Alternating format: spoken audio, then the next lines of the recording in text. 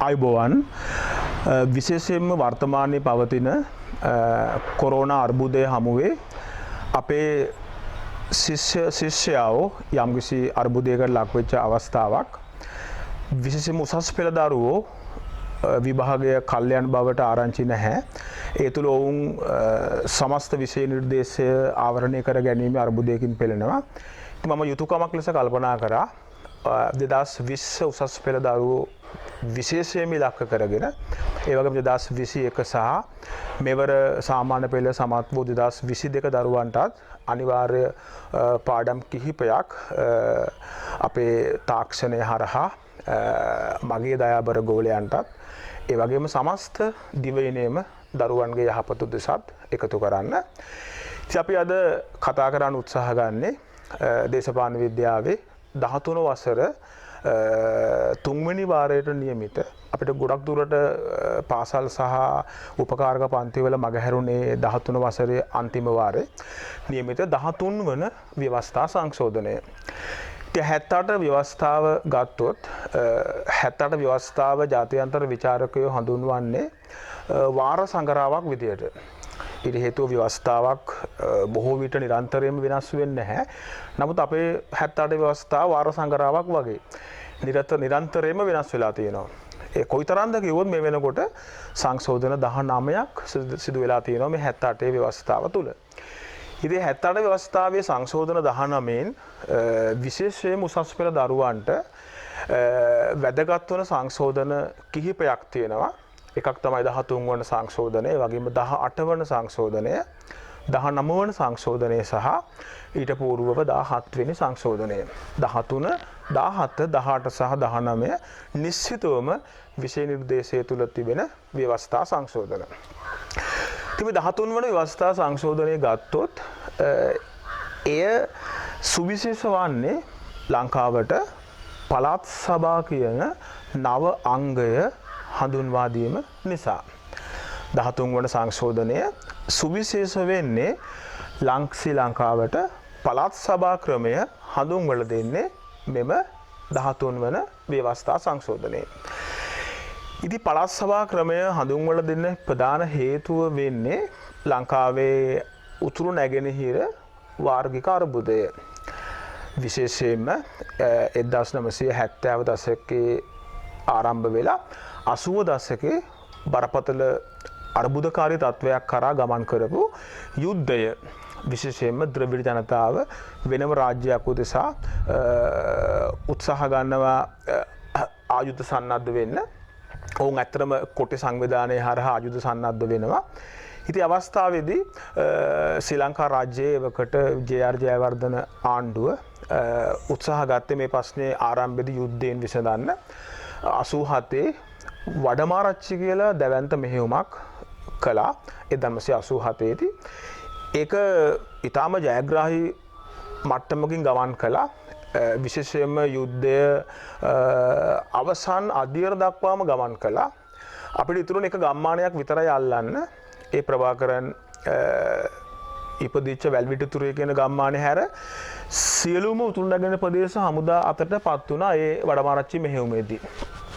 නමුත් ඒ අවස්ථාවේදී අවාසනාවකට වගේ ඉන්දිය මැදිහත් වීමක් සිදු වෙනවා. ඉන්දිය අතපෙවීමක් සිදු වෙන 1987 දී. මෙන්න මේ ඉන්දිය අතපෙවීම හමුවේ ශ්‍රී ලංකා රජයට සිදු වෙනවා ඉන්දිය බලපෑමට යටත් වෙන්න. ශ්‍රී ලංකා රජයට සිදු වෙනවා 1987 දී ඉන්දිය බලපෑමට යටත් වෙන්න. ඒ අවස්ථාවේදී තමයි විශේෂයෙන්ම 1987 ජූලි 29 වෙනිදා 1987 ජූලි 29 වෙනිදා ශ්‍රී ලංකා ජනාධිපති ජේ.ආර්. ජයවර්ධන සහ ඉන්දියා අගමැති රජීව් ගාන්ධි අතර කොළඹදී අත්සන් කරනව ඉන්දු ලංකා සාමග ඉවසුම. මෙන්න මේ ඉන්දු ලංකා සාමග ඉවසුමෙන් තමයි ශ්‍රී ලංකාවට සිදු වෙන්නේ ඒ 13 වන ව්‍යවස්ථා සංශෝධනයත් ඒ වගේම පළාත් සභා ක්‍රමයක් හඳුන්වලා දෙන්න සිදු වෙන්නේ මේ 1987 ජූලි 29 වෙනිදා කොළඹදී රජීව් ගාන්ධි සහ ජේ.ආර්. ජයවර්ධන අත්සන් කරපු ඉන්දු ලංකා සාමග ඉවසුමේ ඍජු ප්‍රතිඵලයක් විදියට. ඒ අනුව 1987 දී තමයි 13 වෙනි ව්‍යවස්ථා සංශෝධනය සිදු වෙන්නේ. ඒ හරහා පළාත් සභා ක්‍රමය හඳුන්වලා දෙනවා. එහිදී මූලික වශයෙන් යෝජනා වෙනව ලංකාවට මූලික යෝජනාවේ තියෙන්නේ පළාත් 9ට පළාත් සභා 9ක් හඳුන්වලා දීම කෙරෙහි. නමුත් ක්‍රියාත්මක වෙන්නේ පළාත් 9ට පළාත් සභා 8යි. විශේෂයෙන්ම උතුරු නැගෙනහිර తాවකාලිකව එකතු කරනවා.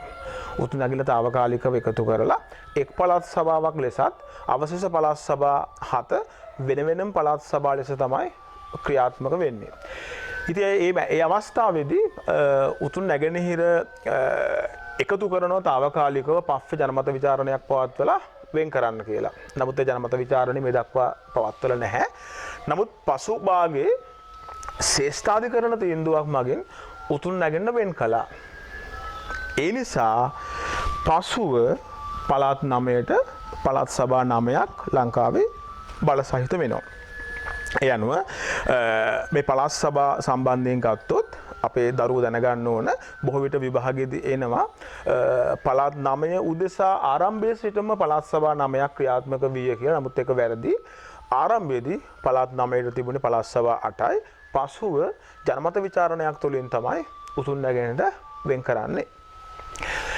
ඉතින් මේ පළාත් විශේෂයෙන්ම මේ ඉන්දු ලංකා ගිවිසුමෙන් පළාත් සභා හඳුන්වලා දෙන්නේ උතුරු නැගෙනහිර සඳහා පමණයි. නමුත් 13 වන ව්‍යවස්ථා සංශෝධනයෙන් තමයි සෙසු පළාත් වලටත් පළාත් සභා හඳුන්වලා දෙන්නේ. ඒ නෝ 13 වන ව්‍යවස්ථා සංශෝධනයෙන් සෙසු පළාත් වලටත් පළාත් සභා ක්‍රමය හඳුන්වලා දෙනවා. ඉතින් පළාත් සභා ක්‍රමයේ සුවිශේෂ ලක්ෂණයක් තමයි මේක බලය විමධ්‍යගත කිරීමේ ක්‍රමවේදයක්. ලංකාවේ බලය විමධ්‍යගත කිරීමේ ඉතිහාසය ගත්තොත් ඒ ආරම්භයේදී ඒ උත්සාහය අසාර්ථක වෙනවා. විශේෂයෙන්ම 1957 දී බණ්ඩාරනායක චෙල්වනායකගේ ගිවිසුමෙන් උත්සාහ කරන රට සභා ක්‍රමය හඳුන්වලා දෙන්නේ. 1965 ඩඩ්ලි සේනානායක ආණ්ඩුව ඩඩ්ලි චෙල්වනායකගේ ගිවිසුමෙන් උත්සාහ කරන දිස්ත්‍රික් සභා ක්‍රමය හඳුන්වලා දෙන්නේ. නමුත් මේ අවස්ථා දෙකම ව්‍යර්ථ වෙනවා. ඉතින් ලංකාවේ මෙතෙක් සක්‍රිය වූ ප්‍රථම බලය විමධ්‍යගත කිරීමේ යෝජනාවලිය විදිහට අපිට පළාත් සභා ක්‍රමය හඳුන්වන්න පුළුවන්. ඉතින් පළාත් සභා මැතිවරණ ලංකාවේ 1988 දී තමයි ප්‍රථම වතාවට පවත්වන්නේ පළාත් සභා මැතිවරණ.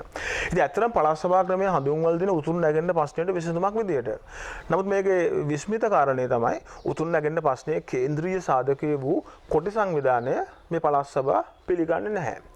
ඒ නිසා වුන් 88 මැතිවරණයට LTT සංවිධානයේ පළාත් සභා මැතිවරණ ඉදිරිපත් වෙන්නේ නැහැ. ඒ නිසා ඒ උතුරු නැගෙනහිර ජයග්‍රහණය කරන්නේ EPRLF කියන සංවිධානය. වරදරාජා පෙරුමාල් තමයි උතුරු නැගෙනහිර ප්‍රථම මහ ඇමතිවරයා බවට පත් වෙන්නේ. මේ දකුණේ පළාත් සභා ඒ අවස්ථාවේදී ආරම්භක පළාත් සභා ජයග්‍රහණය කරන එක්සත් ජාතික පක්ෂය. ඒ වගේම ඒ පළාත් සභාවල තවත් විශේෂ කාරණාවක් තමයි ප්‍රථම පළාත් සභා මැතිවරණයේදී ශ්‍රී ලංකා නිදහස් පක්ෂය සහ 88 පළාත් සභා මැතිවරණයේදී ශ්‍රී ලංකා නිදහස් පක්ෂය සහ ජනතා විමුක්ති පෙරමුණ මේ පළාත් සභාව වර්ජනය කළා. විශේෂයෙන්ම මේ පක්ෂ දෙක ඒ පළාත් සභාව වර්ජනය කරන්න හේතු වුණේ දෙන බලය වැඩි මේක රට කැඩෙන රට දෙකඩ විය හැකි රටේ භෞමික අඛණ්ඩතාවයට තර්ජනයක් වන විසඳුමක් යයි පවසමින් තමයි අර දකුණේ ශ්‍රීලනීපේ සහ ජනතා විමුක්ති පෙරමුණ ප්‍රථම පළාත් සභා මැතිවරණ වර්ජනය කරන්නේ. නමුත් මේ පක්ෂ දෙක පසුභාගයේ පළාත් සභා මැතිවරණ වලට ඉදිරිපත් වෙන ආකාරය අපි දකිනවා. උතුරේ LTT සංවිධානයේ පළාත් සභාව වර්ජනය කරනවා දෙන බලය මදි. ඔවුන් වෙනම රාජ්‍යයක් උදෙසා අරගල කරපු අය දෙන බලය මදි කියලා. ඉතින් කොහොම හරි මේ පළාත් සභා ලංකාවට හඳුන්වා දීමේදී මූලික ලැයිස්තු තුනක් පාවිච්චි කරනවා. බලය දැන් බෙදන්නේ බයි. මධ්‍යම ආණ්ඩුව විතරක් මධ්‍යම ආණ්ඩුව වෙත කේන්ද්‍රගත වෙච්ච බලය මේ හරහා බෙදීමක් සිදු වෙනවා පළාත් වෙත. ඒ බෙදීමේදී පාවිච්චි කරන මූලික ලැයිස්තු තුනක්. පළමු ලැයිස්තුවට අපි කියනවා පළාත් සභා සතු බලතල ලැයිස්තුව කියලා. පළමු ලැයිස්තුව නොහොත් පළාත් සභා සතු බලතල ලැයිස්තුව.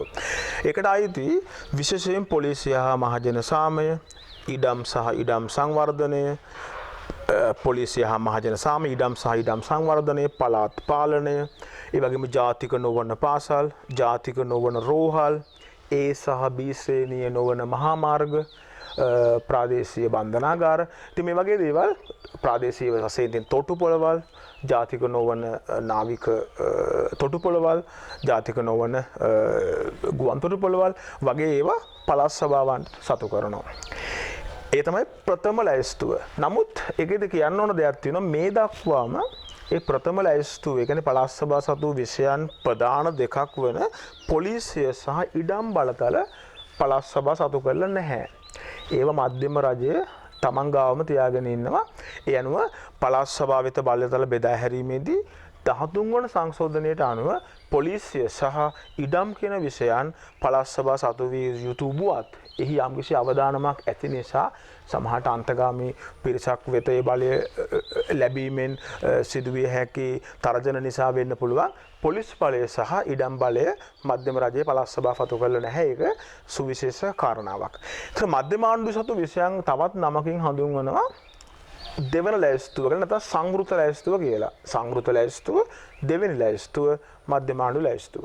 ඒකට අයිති වෙන්නේ විශේෂයෙන්ම ජාතික ආරක්ෂාව, විදේශ කටයුතු, මුදල්, ශ්‍රේෂ්ඨාධිකරණය, අභියාචන අධිකරණය, ජාතික මහා මාර්ග පද්ධතිය, ජාතික දුම්රිය සේවය, ජාතික වරාය, ජාතික ගුවන් තොටුපළවල්, ජාතික රූපවාහිනිය, ජාතික ගුවන් විදුලිය.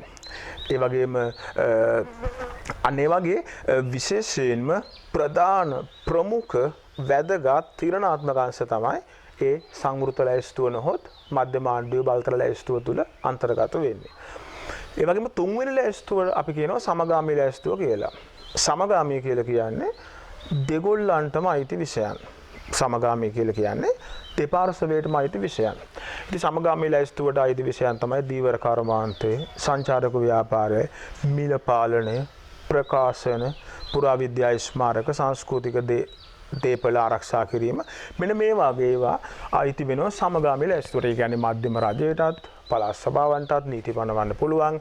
ඒ දෙපාර්ශවයේ එකඟත්වයෙන් සම්මුතියෙන් සහයෝගයෙන් තමයි මේ සමගාමී ලැයිස්තුවේ විෂයන් සම්බන්ධයෙන් නීති පැනවිය යුත්තේ. එතකොට මේ පළාත් සභාව ඇති කළ 13 වන සංශෝධනයෙන් මූලිකව පළාත් සභා නම් පළාත් 9ට පළාත් සභා 8යි, පසුව පළාත් 9ට පළාත් සභා 9යි. බලතල ලැයිස්තු තුනක් තියෙනවා. පළමු ලැයිස්තුව පළාත් සභා සතු බලතල, දෙවන ලැයිස්තුව ජාතික මධ්‍යම ආණ්ඩුවේ බලතල, තෙවන ලැයිස්තුව සමගාමී. ඉතින් මෙහෙම බලතල වෙන් කරයින් පස්සේ ඉතිරි වන බලතල අපි හඳුන්වනවා ශේෂ බලතල කියලා. මෙසේ බලතල වෙන් කිරීමෙන් පස්සේ අපි ඉතිරි බලතල වලට කියන්නේ ශේෂ බලතල කියලා. මේ ශේෂ බලතල මධ්‍යම රජයේ සතුයි. ඒ කියන්නේ මධ්‍යම රජයේ සතුයි. මේ මෙසේ ලිස්ට් තුනටම අයිති නැති විෂයන්, අවශේෂ විෂයන් සියල්ල මධ්‍යම ආණ්ඩුව සතු කරලා තියෙනවා. ඊළඟට අපි අවධානය යොමු කරන්න ඕන කාරණය තමයි මේ පළාත් සභාව ඇති කිරීමත් සමග ඇති කරන ව්‍යවස්ථා දායකයක්. මධ්‍යම ආණ්ඩුවේ පාර්ලිමේන්තුව තියෙනවා වගේ පළාත් සභාවල ඇති කරන ව්‍යවස්ථා දායකයක්. අන්නේ ව්‍යවස්ථා දායකය හඳුන්වන්නේ පළාත් සභාව කියලා. උදාහරණ දකුණු පළාත් සභාව, වයිඹ පළාත් සභාව, ඌව පළාත් සභාව. ඒ වගේ ව්‍යවස්ථාදායකයක් ඇති කරනවා. ඉතින් මේ ව්‍යවස්ථාදායකයෙක් ගත්තොත් එහි മന്ത്രിවරු වශයෙන් වර්ග වෙන්නේ දැන් ජනගහනය 40000කට සහ වර්ග සැතපුම් 1000කට එකක්. ඒ අනුව මධ්‍යම ආණ්ඩුව වගේ විශාල පිරිසකට മന്ത്രിවරයෙක් නෙවෙයි ඊට වඩා අඩු පිරිසකට മന്ത്രിවරයෙක් වෙන්න පත් කරන්න උත්සාහ ගන්නවා. ජනගහනය 40000කට සහ වර්ග සැතපුම් 1000කට එකක් වශයෙන් තමයි මේ පළාත් සභාවක മന്ത്രിවරු සංඛ්‍යාව නිර්ණය වෙන්නේ. ඉතින් මේ පළාත් සභාව මැතිවරණ පැවැත්වීම වගකීම ආරම්භයේදී පවරන්නේ මැතිවරණ කොමිසමට, මැතිවරණ කොමසාරිස්වරයාට. නමුත් 19 වන ව්‍යවස්ථා සංශෝධනයෙන් පස්සේ මේ බලය පවරලා තියෙන්නේ ස්වාධීන මැතිවරණ කොමිසම වෙතට. ඉතින් මැතිවරණ සමානුපාතික ක්‍රමයට තමයි ආරම්භයේ ඉඳලම පැවැත්වුවේ. නමුත් අනාගත පළාත් සභා මැතිවරණ සඳහා යෝජනා වෙලා තියෙනවා. ගත කාලේ පළාත් පාලන මැතිවරණ තියුව මේ සමානුපාතික හා කේවල මිශ්‍ර ක්‍රමයේ යෝජනා වෙලා. නමුත් මේ දක්වා තියපු සෑම පළාත් සභා මැතිවරණයක්ම සමානුපාතික ක්‍රමයට තමයි තිබුණේ. එහිදී සුවිශේෂ කරුණු දෙකක් තියෙනවා පේන්න. එකක් තමයි අර මහමැතිවරණයේදී එක බෝනස් ආසනයක් දෙනවා දිස්ත්‍රික්කයකට. උදාහරණ ගාලු දිස්ත්‍රික්කයේ ජය ගන්න පක්ෂයට හෝ කණ්ඩායමට බෝනස් ආසනයක් දෙනවා. නමුත් පළාත් සභා මැතිවරණයේදී මුළු පළාත් සභාවම ජය ගන්න පක්ෂයට හෝ කණ්ඩායමට බෝනස් ආසන දෙකක් දෙනවා.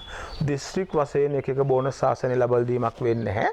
මුළු පළාත් සභාවම ජය ගන්න පක්ෂයට හෝ කණ්ඩායමට බෝනස් ආසන දෙකක් ලබා දීම සිදු කරනවා. ඒක සුවිශේෂ ලක්ෂණයක්. ඒ වගේම අර ජාතික මැතිවරණවලදී, ඒ කියන්නේ මහ මැතිවරණයේදී කඩයිම් ඡන්ද අනුපාතය 5%. නොහොත් 21. නමුත් පළාත් සභා මැතිවරණයේදී ඒ කඩයිම් ඡන්ද අනුපාතය සලකා බැලීමක් කරන්නේ නැහැ. ඉතින් පළාත් සභාවක නිල කාලය අවුරුදු 5යි. අවුරුදු 5යි. අපි දන්නවා 78 ව්‍යවස්ථාවේ ආරම්භයේදී පාර්ලිමේන්තුවේ අවුරුදු 6යි. නමුත් දැන් 19 වන සංශෝධනයෙන් අවුරුදු 5යි. ඒ අනුව වර්තමානයේ මධ්‍යමාණ්ඩුවේ පාර්ලිමේන්තු නිල කාලය අවුරුදු 5යි. පළාත් සභාවක නිල කාලයත් අවුරුදු 5යි. ඒ දෙකම සමානයි. ප්‍රාදේශ සභාවක අවුරුදු 4යි. ඒතර දයාබර දරුවෝ ප්‍රාදේශ සභාවක නිල කාලය අවුරුදු 4යි. නගර සභාවක නිල කාලය අවුරුදු 4යි. මහනගර සභාවක නිල කාලය අවුරුදු 4යි. පළාත් සභාවේ සහ පාර්ලිමේන්තු නිල කාලය අවුරුදු 5යි. මේ පළාත් සභාව කැඳවීම, කල්තැවීම, විසිරුවා හැරීම කරන්නේ පළාත් ආණ්ඩුකාරවරයා විසින්. හැබැයි මහා ඇමතිගේ උපදෙස් මත. පළාත් මහ ඇමතිගේ උපදෙස් මත. ඒ වගේමයි විශේෂයෙන්ම හදිසි තත්වයකදී යම්කිසි පළාත් සභාවක් ජාතික ආරක්ෂාවට, රටේ භෞමික අඛණ්ඩතාවයට, ස්වෛරීත්වයට, ස්වාධීනත්වයට තර්ජනයක් යයි ජනාධිපතිට හැඟේ නම් ජනාධිපතිට පුළුවන් මහ ඇමතිගේ උපදෙස් වලින් තොරව ඒ පළාත් සභාව විසිරුවල දාන්න. ඒ සඳහා හොඳම උදාහරණය තමයි 1988 දී පත්වෙච්ච වර්ධ රාජා පෙරුමාල් පාලනය කරපු උතුරු නැගෙනහිර පළාත් සභාව ජනාධිපති ආර් ප්‍රේමදාස මහත්මයා විසිරුවලෙහි බලය මධ්‍යම රජයට පවරගත්තා.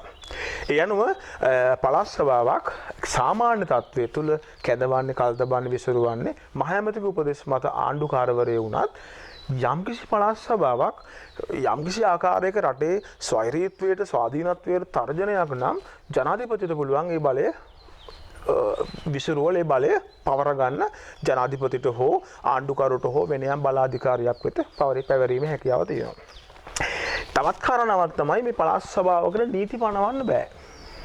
නීති පැනවියන්න පුළුවන් රටක පාර්ලිමේන්තුවට. පළාත් සභාව විසින් පනවන්නේ මොනවද? ඒකට කියනවා ප්‍රඥප්ති කියලා.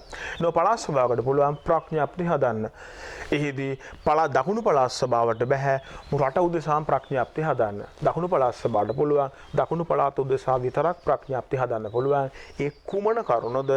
පළාත් සභාව සතු විෂයන් සහ සමගාමී විෂයන් මධ්‍යම ආණ්ඩුව සමග සහයෝගයෙන්. පළාත් සභාව සතු විෂයන් සහ සමගාමී විෂයන් මධ්‍යම ආණ්ඩුව සමග සහයෝගයෙන් ප්‍රඥප්ති සෑදීමේ හැකියාවක් පළාත් සභාවට තියෙනවා. පළාත් සභාව රැස් වෙන්නේ පළාත් සභාව විසින් තෝරාගත්තු සභාපතිගේ මූලාසනයෙන්.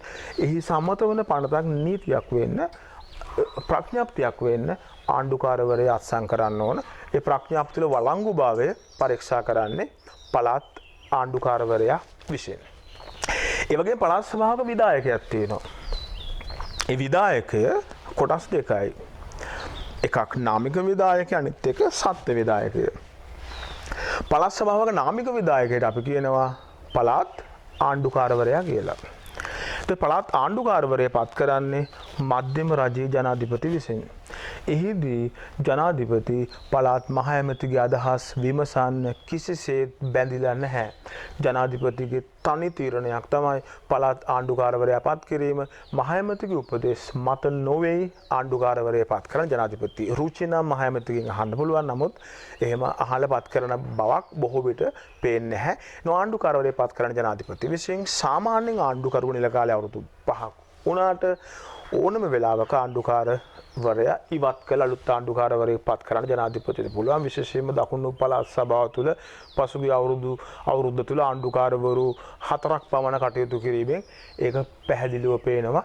දකුණු පළාත් සභාව තුළ පසුගිය අවුරුද්ද තුළ ආණ්ඩුකාරවරු 4ක් දෙනෙක් පමණ කටයුතු කරන ආකාරය අපි දැක්කා. ඒ අනුව සාමාන්‍ය අවුරුදු 5ක් වුණාට ජනාධිපතිට පුළුවන් ඕනම වෙලාවක මේ ආණ්ඩුකාරවරයා ඉවත් කරලා අලුත් ආණ්ඩුකාරවරයෙක් පත් කරන්න. එනු පළාත් සභාවක සත්‍ය විධායක නාමික විධායකයෙ වෙන්නේ ආණ්ඩුකාරවරයා. එයා තමයි පළාතේ ප්‍රධාන මූල්‍ය හා ගිණුම් බහර නිලධාරියෙ වෙන්නේ ආණ්ඩුකාරවරයා. ඉතින් පළාත් ආණ්ඩුකාරවරයාට තියෙනවා ද්විත්ව භූමිකාවක් රඟපාන්න. එකක් තමයි මහ ඇමතිගේ උපදෙස් මත විධායක කාර්යයන් කිරීම. අනිත් එක තමයි ජනාධිපතිගේ ඕඩර්ස්, ජනාධිපතිගේ නියෝග. පළාත් සභාවට මුදාහරින්නයා විශේෂයෙන්ම මධ්‍යම රජයේ නියෝජිතයා. පළාත් සභාව තුළ මධ්‍යම රාජ්‍යයේ නියෝජිතය වෙන්නේ ආණ්ඩුකාරවරයා. ඉතින් ආණ්ඩුකාරවරයා පළාත් සභාවට වග කියන්නේ නැහැ. ආණ්ඩුකාරවරයෙක් කෙලිම වගකීම ආණ්ඩුකරුගේ වගකීම මධ්‍යම ආණ්ඩුව සම්බන්ධයෙන් ඒක සුවිශේෂ ලක්ෂණයක් ආණ්ඩුකාරවරයා සම්බන්ධයෙන් ගත්තොත්. ඉතින් පළාත් සභාවක සත්ත්ව විධායකයෙක් ගත්තොත් එහි ප්‍රමුඛ ස්ථානය වෙන්නේ මහ ඇමතිවරයා. විශේෂයෙන්ම මහ ඇමති සහ තවත් ඇමතිවරු 4 දෙනෙක්ගෙන් යුක්තවයි පළාත් අමාත්‍ය මණ්ඩලය හැදෙන්නේ. මහ ඇමති සහ තවත් ඇමතිවරු 4 දෙනෙක්. ඒ අනුව අපි දන්නවා මධ්‍යම රජයේ නම් ඇතැම් අවස්ථාවක තිබුණ ඇමති මණ්ඩලය 190 වෙච්ච 19 වන සංශෝධනයෙන් තමයි කැබිනට් 30යි නියෝජ්‍ය 40යි කියලා උපරිම 70 කළේ. එහෙත් 19 වන සංශෝධනයේ පවා යම්කිසි හිඩසක් විවෘත කළා ජාතික ආණ්ඩුවක් වන විට ඇමති මණ්ඩලය 70 ඉක්මවන්න පුළුවන් කියලා. ජාතික ආණ්ඩුවක් කියන්නේ ප්‍රධාන පක්ෂ දෙකම එකතු වෙලා බිහි කරන ආණ්ඩුවක්. ඒ අනුව මධ්‍යම රජය තුළ ඇමතිවරු 190 වෙච්ච අවස්ථා අපි දන්නවා. නමුත් පළාත් සභාවක එහෙම බෑ. උපරිම 5යි මහ ඇමති සහ සෙසු ඇමතිවරු 4 දෙනෙක් වශයෙන් තමයි ඒ සත්ත්ව විධායකයේ ක්‍රියාත්මක වෙන්නේ. එනෝ මහ ඇමති තමයි ඒ පළාත් සභාව කැඳවන්න කල්ද බණ විසිරුවන් උපදෙස් දෙන්නේ. ඇමතිවරු නම් කරන්නේ පළාත් රාජ්‍ය සේවා කොමිෂම නම් කරන්නේ පළාත් අයවැය හදලා පළාත් සභාවට ඉදිරිපත් කරන්නේ. ඉතින් මේ වගේ කාර්යභාරයන් තමයි ඒ පළාතේ සත්ත්ව සැබෑ විධායකයෙ වෙන්නේ කවුද? පළාතේ මහ ඇමති සහ අමාත්‍ය මණ්ඩලය. ඒ අමාත්‍ය මණ්ඩලය විශේෂයෙන් පළාත් සභාව සතු විෂයන් මෙහෙයවීමේදී සහ සමගාමී විෂයන් මෙහෙයවීමේදී මහ ඇමතිට සහාය වෙනවා. ඒ වගේම පළාත් සභාවක අධිකරණයක් තියෙනවා. ඒ අධිකරණයේ ප්‍රධාන අධිකරණයට කියන්නේ පළාත් බද මහාධිකරණය කියලා. එන 13 වන ව්‍යවස්ථා සංශෝධනයෙන් ලංකාවේ තිබිච්ච මහාධිකරණ 10ට අමතරව පළාත් බද මහාධිකරණ ඇති කළා. එන ලංකාවේ දැන් පළාත් බද මහාධිකරණ 9ක් තියෙනවා. දකුණු පළාතේ දකුණු පළාත් බද මහාධිකරණ ආදී වශයෙන් විශේෂයෙන්ම මේ වෙනකොට ප්‍රාදේශීය සිවිල් අභියාචනා ඇසීම් බලය පවා මේ පළාත් බද මහාධිකරණ සතු කරලා තියෙනවා. ඒ තමයි ත්‍රිවිධ ආයතන.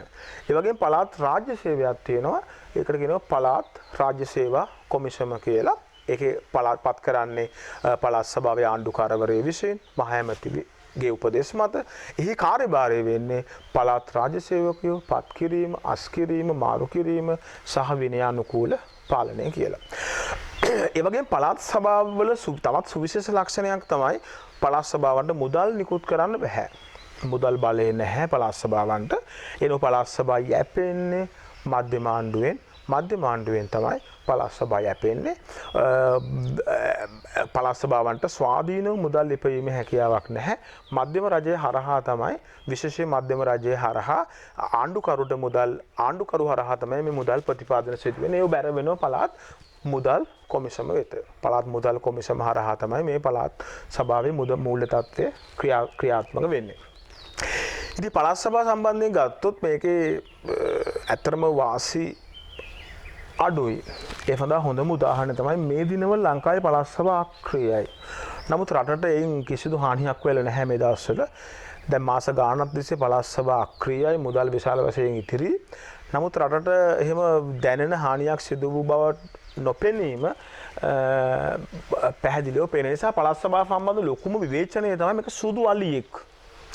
සුදු අලියෙක් කියලා. ඒ කියන්නේ සුදු අලියෙක් කියන්නේ මුදල් නාස්තිකාර ආයතනයක්. මෑත කාලේ හොයාගන්නවා පළාත් සභාව වෙනුවෙන් වැය කරන සෑම රුපියල් 100කින් 87ක් වැය වෙන්නේ පඩිනඩි වෙනුවෙන්. සුදු අලියෙක්. ඒ කියන්නේ 13% වැය වෙන රටේ සංවර්ධන ක්‍රියාවලියට. එනෝ විශාල වශයෙන් මුදල් නාස්ති කරන ආයතනයක් කියන චෝදනා පළාත් සභාවන්ට තියෙනවා විවේචනයක්. ඒ වගේම අර උතුරු නැගෙනහිර ප්‍රශ්නයට පළාත් සභාව හොඳ විසඳුමක් වුණේ නැහැ. කොටි සංවිධානයේ පළාත් සභාව ඇති කරගෙන පස්සේ තමන්ගේ යුද්ධමය කටයුතු සිදු කළා. ඒ වගේම තවත් විශේෂයෙන් මධ්‍යම රජයට පුළුවන් විපක්ෂය පාලනය කරන ප්‍රදේශ වලින් පලිගන්නත් මේ පාවිච්චි කරන්න. උදාහරණ අපි හිතමු A කියන පක්ෂයේ මධ්‍යම ආණ්ඩුව පාලනය කරද්දී B කියන පක්ෂයේ පළාත් සභාවක් දිනුවොත් ඒ පක්ෂ දෙක පරස්පර නම් මධ්‍යම රජයට පුළුවන් අර B කියන පක්ෂයේ පාලනය කරන පළාත් සභාවට මුදල් ප්‍රතිපාදන ලබා නොදීමෙන් කුඩම්මාගේ සැලකිලි දැක්වීමෙන් ඔවුන්ට යම් ප්‍රශ්න ඇති කිරීමේ හැකියාවකුත් තියෙනවා. ඒක තමයි පළාත් සභාව සම්බන්ධ විවේචනයක්. ඒ වගේම පොලිස් සහ ඉඩම් බලතල ලබා නොදීම සම්බන්ධ වෙන විවේචනයකුත් තියෙනවා. පළාත් සභාවල ස්වාධීනත්වයට ඒක යම්කිසි හානියක් වුණාය මධ්‍යම රජයේ විෂයන් දෙක ලබා නොදීම තුළ. ඉතින් පළාත් සභාව සම්බන්ධයෙන් ගත්තොත් අපිට මූලික වශයෙන් කතා කරන්න තියෙන ඒ වගේම අවසාන වශයෙන් මේ පළාත් සභාව වලින් ප්‍රශ්නයක් ආපු අවස්ථා තියෙනවා. මේ පළාත් සභාව සහ මධ්‍යම ආණ්ඩුව අතර තියෙන සමජතාවය කියලා. විභාගයේදී ප්‍රශ්නයක් ඇවිල්ලා තියෙනවා පළාත් සභාව සහ මධ්‍යම ආණ්ඩුව අතර තියෙන සමජතාවය කියලා. ඒක ශීර්ෂ කීපයක් ඔස්සේ අපිට කතා කරන්න පුළුවන්. පළවෙනි එක තමයි ආණ්ඩුකාරවරයා හරහා සම්බන්ධයක් තියෙනවා. පළාතේ නාමික විධායකයෙක් වන ආණ්ඩුකාරවරයා පත් කරන්නේ මධ්‍යම ආණ්ඩුවේ ජනාධිපති විසින්. දෙවනුව තියෙනවා හදිස්සි අවස්ථා බලතල යටතේ. ජනාධිපතිට පුළුවන් හදිස්සි තත්වයකදී පළාත් සභාවක් විසුරුවලා එහි බලතල තමන්ගේ භාරයට ගන්න. ඒ ඔස්සේ.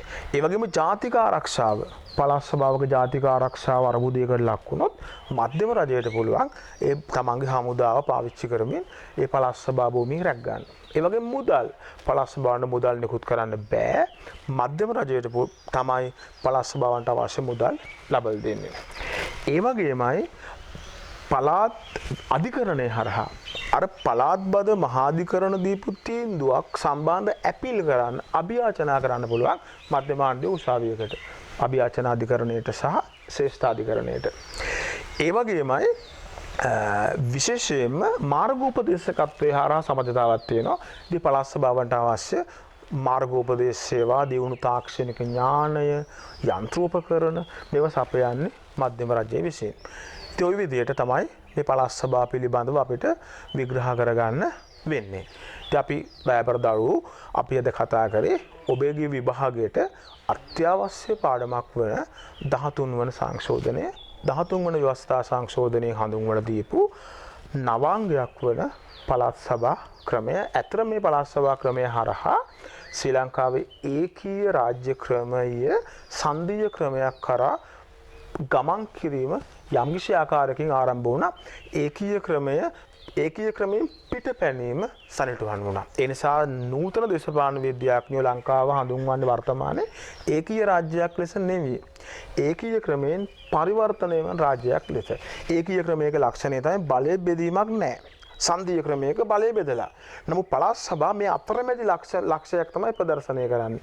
ඒ අනුව අර ඒකීය ක්‍රමයක බලය එකතු වීම වෙනුවට නමුත් සංධීය තරමට අපි ගිහින් නැහැ.